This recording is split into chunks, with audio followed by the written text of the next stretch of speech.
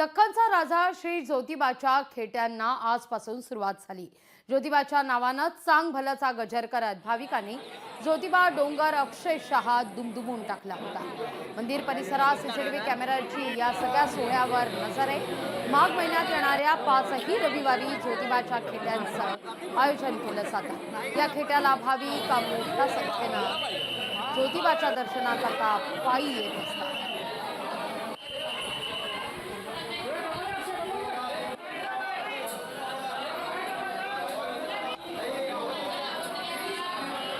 कोल्हापूरपासून 14 kilometre असणारं श्री केदारलिंग ज्योतिबा मंदिर याचा आज पहिला खेटा आहे।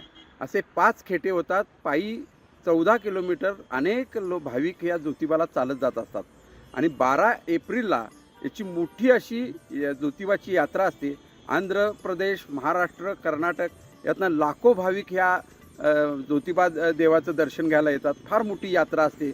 त्याचा हा आजचा पहिला खेटा आहे। असे 5 खेटे नित्यनेमानं सालाबाद प्रमाणे होत असतात। ज्योतिबाच्या नावानं चांगभलं।